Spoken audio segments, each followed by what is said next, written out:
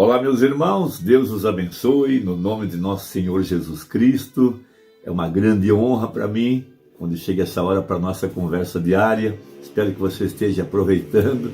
Sempre gosto de ler os seus comentários, para saber aquilo que você está apreciando. Hoje eu quero meditar em alguns parágrafos da mensagem A Obra-Prima, uma grande mensagem pregada pelo profeta, para mostrar a restauração da árvore noiva, de uma outra forma, através do processo de lapidação, processo de uma escultura, a exemplo de Michelangelo, que recebeu uma inspiração da parte de Deus para esculpir a imagem de Moisés numa rocha. E ele tomou 40 anos de sua vida, e quando essa imagem, aquilo que ele viu dentro dele, em seus pensamentos, quando aquilo estava na frente dele, ele olhou para aquela obra, e ele ficou tão entusiasmado, ele entrou numa êxtase, que ele pegou o cinzelo, uma pequena ferramentazinha de escultura, e bateu na imagem e disse: agora fala. Porque para ele estava tão perfeita, que só faltava falar. Agora, o Senhor Jesus também tem estado num trabalho de artífice e escultura, porque ele está esculpindo a imagem perfeita da palavra, outra vez aqui no tempo do fim, em sua igreja. Tivemos essa imagem do Velho Testamento, veja, formando a imagem perfeita da palavra, Cristo, o macho, e o mesmo que Deus fez no passado, ele o está fazendo no Novo Testamento, através da árvore noiva, que é a parte feminina, porque o macho sem a fêmea não é nada, a fêmea sem o macho também não é nada. Então o corpo da palavra foi o Velho Testamento, começando com Abraão, formando uma base quadrada, Abraão, Isaac, Jacó e José. Logo o corpo, os profetas, até chegar no pescoço com João Batista, até que veio o perfeito, até que veio Jesus Cristo, que era a palavra manifestada à cabeça. Porém, ele estava em sua obra redentora. Então Deus coloca o segundo Adão para dormir no Calvário. Do seu lado ele tira uma parte, veja, sai água e sangue, agora para formar o Novo Testamento, a fêmea agora, a árvore noiva, porque Deus tem um projeto em sua mente, que é reproduzir-se a si mesmo.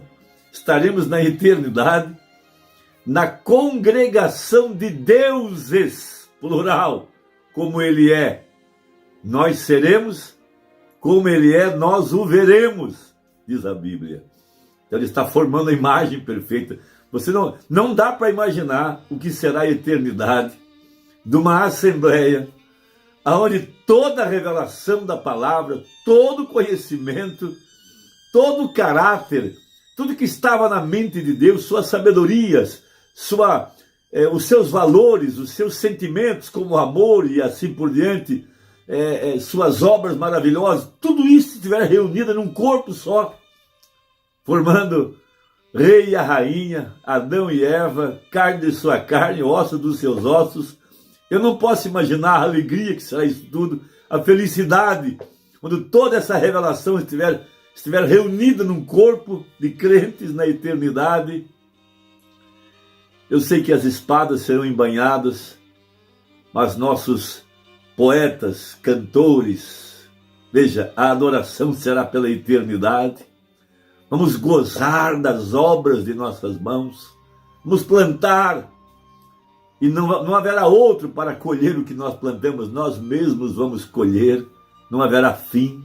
As nações estarão ao redor do mundo, em cada parte geográfica desse mundo, terão que vir a Jerusalém para trazer seus presentes de ano em ano, e aquele que não quiser adorar não terá chuva. Pode ler Zacarias, é muito tremendo isso, tremendo.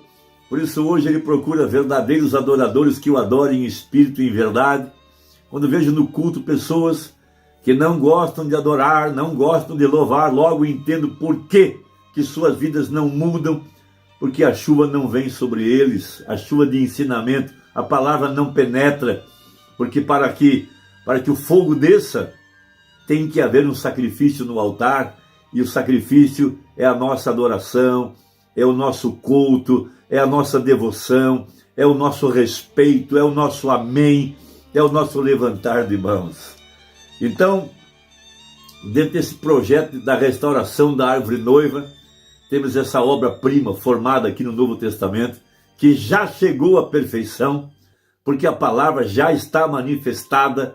Veja, Deus em sua obra-prima produziu uma Eva que não vai cair, trouxe uma igreja que está na perfeita imagem da palavra, um ministério idêntico ao de Jesus Cristo.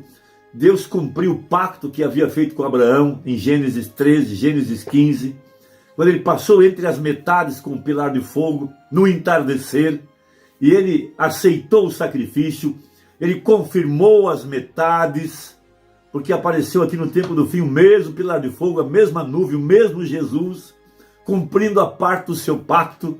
Nós somos um povo muito feliz, porque Deus tem um pacto conosco. Esse pacto tem sido confirmado, é um pacto baseado em amor, veja, feito pela palavra, confirmado com sangue. Nós somos a senhora eleita, nós somos o povo pré-ordenado e predestinado, para o qual Deus tem seu olhar, para o qual Deus tem sua atenção, para o qual Deus está trabalhando, cuidando, como um lavrador cuida de sua lavoura, como o Salvador cuida também do seu corpo, para trazer o cumprimento da palavra. Então vamos ler isso em Efésios capítulo 5 um pouquinho. Veja, verso 25 a seguir. Vós, maridos, amai vossas mulheres como também Cristo amou a igreja e a si mesmo se entregou por ela. Veja, ele derramou o seu sangue para confirmar o seu pacto. Você estava nele, você morreu com ele, você já foi julgado, você foi à sepultura com ele, mas você também ressuscitou na manhã do primeiro dia da semana, e hoje nós estamos assentados em lugares celestiais em Cristo, e de lá vem a influência sobre o corpo, de lá vem a regência, de lá vem o controle, de lá vem a influência, de lá vem a vida, de lá vem o poder sobre o corpo que é a igreja. Que coisa gloriosa, tremenda isso. Sim, tem uma torre de produção de energia, uma fonte de produção de energia, que passa pelo transformador, que é o profeta, chega na subestação, que é o quinto de Efésios, até chegar na ponta lá, onde produz a luz. Vós sois a luz do mundo, vós sois o sal da terra, disse o amado Salvador. Então veja, para santificar, purificando-a com a lavagem da água pela palavra, para apresentar a si mesmo igreja gloriosa, sem mácula, nem ruga, nem coisa semelhante, mas santa e irrepreensível. Como é que isso é possível? A obra redentora feita pelo sangue, aperfeiçoada pelo sangue, mantida salva pelo sangue, o sangue remidor que lavou os nossos pecados. Sim, não há outra forma, aperfeiçoados pelo sangue.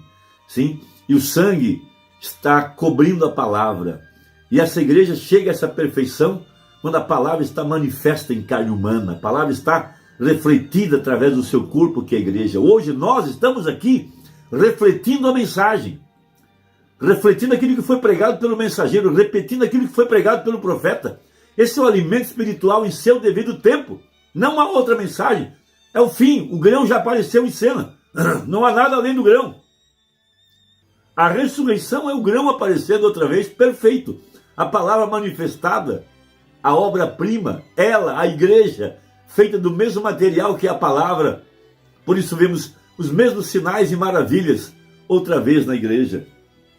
Veja, para apresentar a si mesma a igreja gloriosa, sem mácula, veja, nem ruga, nem coisa semelhante, mas santa e irrepreensível. Filipenses 1,6. Aquele que começou a boa obra, a aperfeiçoará até o dia de Cristo Jesus. Assim devem os maridos amar, suas próprias mulheres, como a seus próprios corpos, Cristo e a igreja. Quem ama a sua mulher, ama-se a si mesmo, porque nunca ninguém aborreceu a sua própria carne, antes a alimenta e sustenta, como também o Senhor a igreja. Veja, o agricultor, o lavrador, uma igreja que está se alimentando da água da palavra, plantada junto a ribeiros, sim? Porque nunca ninguém aborreceu a sua própria carne, antes a alimenta e sustenta. Cristo e a igreja, seiva, subindo, a vida viajando, chegando até a perfeição que é o grão. Veja como também o Senhor, a igreja. Porque somos membros do seu corpo, por isso deixará o homem seu pai e sua mãe, e se unirá à sua mulher. Cristo e a igreja, a união invisível, o casamento do Cordeiro. Veja, e serão dois numa carne. Grande é esse mistério, digo, porém, a respeito de Cristo e a igreja. Veja, assim também vós, cada um em particular, ame a sua própria mulher, como a si mesmo, e a mulher reverencie o marido. É o que fazemos com o nosso Jesus Cristo, reverenciando, vivendo uma vida piedosa em sua presença, amando-o, servindo-o e assim por diante. Agora, essa obra-prima do Novo Testamento, que é a fêmea, a árvore noiva, a outra obra-prima, agora marido e mulher, Cristo e a igreja voltando ao Éden restaurado, o milênio glorioso. Quem está nessa obra? Cristo. Quem tirou a Eva de Adão? O Espírito Santo, Deus. Quem fez sombra em Maria? O Espírito Santo, para formar a imagem da palavra. Quem está sobre a igreja agora? Cristo, para formar a imagem da palavra. O anjo veio a Maria, mas a palavra do anjo é a palavra de Deus, para se materializar em Maria. Um anjo veio a nós, Malaquias 4. A palavra do anjo é a palavra de Deus, para se materializar em nossa vida. Essa é a obra-prima. Agora veja então, a obra-prima 167. Agora, o que ele disse em Apocalipse 10, o que aconteceria? Para que foi a viagem para Tucson? Nos dias da mensagem do sétimo anjo, toda a palavra de Deus seria manifestada. O ser que todo talo havia deixado e a razão, e tudo sobre isso seria manifestado nesse tempo. Não é isso que a palavra diz? Então nós vemos isso. Então onde estamos nós? Há somente uma coisa, a colheita está aqui. Ela está bem madura, ela está pronta agora para a vinda, o rapto. Observem, no tempo da colheita a semente está de volta na sua condição original e deve ter toda a palavra em ordem para ser a semente. E não pode ter a metade da semente, isso não cresceria, isso tem que ser a semente inteira.